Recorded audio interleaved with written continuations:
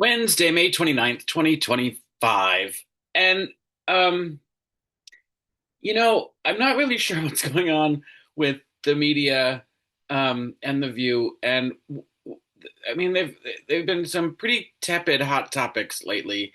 Today they were talking about the pardons that were purchased from the orange felon. And I mean, they're disgusting. Um, it seems that if you did a white collar crime and you're a white person and you give money to Trump, then that's all forgiven and the law means nothing.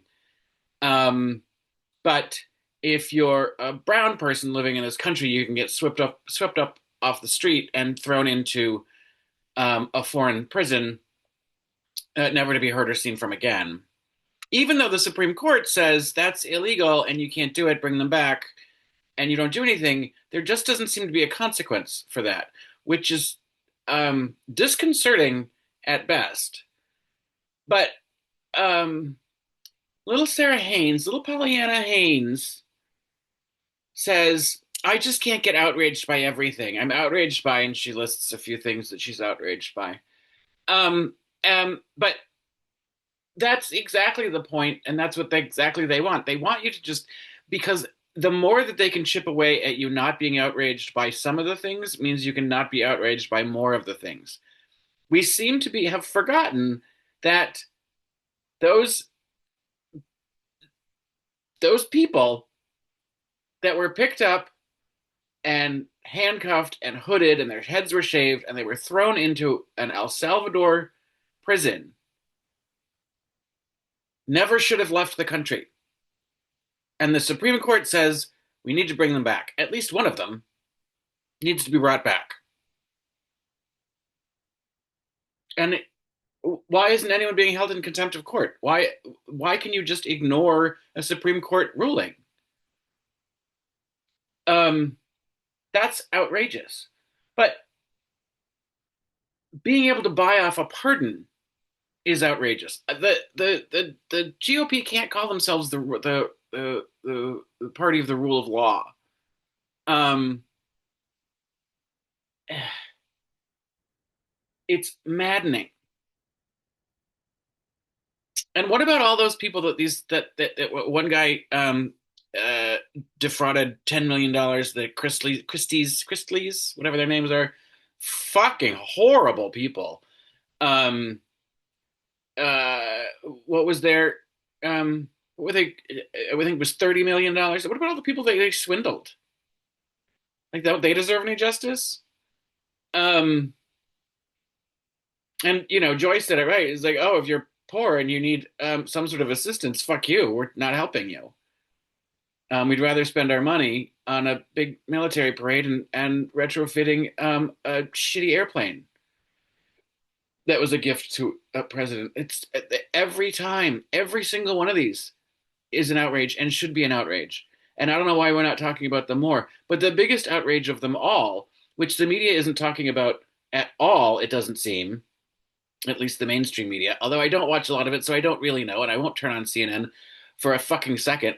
Jake Tapper is a goddamn traitor. Like, what bullshit?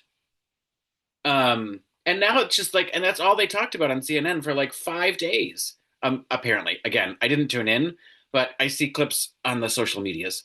Anyway, what we should be talking about, and every alarm bell should be ringing off, is the one big beautiful bill that the House fucking passed by one vote. Um, there are three empty Democratic House seats because the Congress people died this term. That's how much of a gerontocracy problem the Democratic Party has. They couldn't even step aside for 1 second, held on to that seat until they're dead. Now they're empty. Now they couldn't vote against it, and the House passed it. I'm not blaming the Democrats because every fucking Republican voted for it.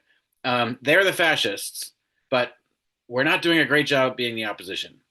And we need to get some fucking new blood in there. Anyway, this bill is terrifying.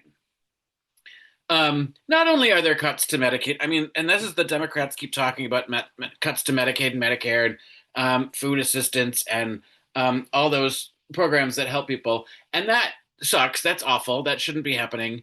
But it also is the entire Project 2025 playbook. That's why it's one big beautiful bill.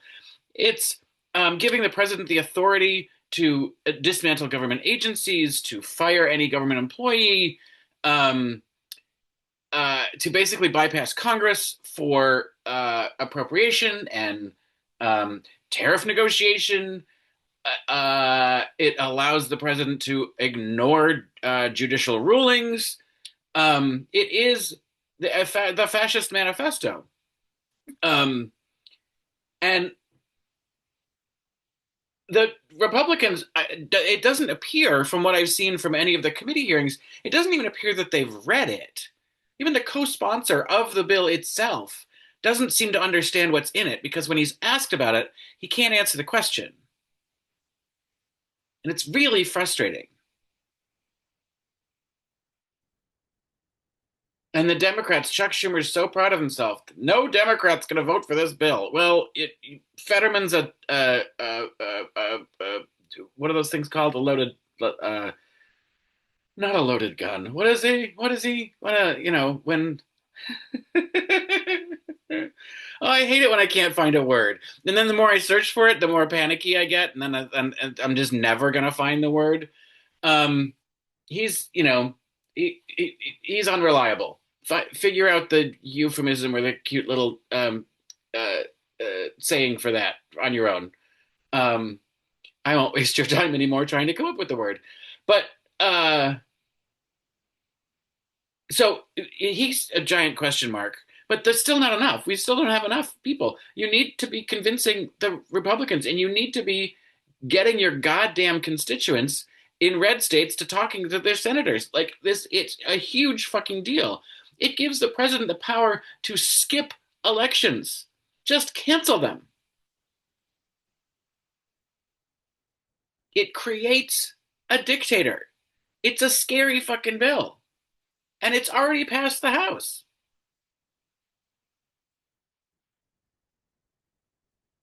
So I don't know, and then Whoopi's big advice: it's up to us.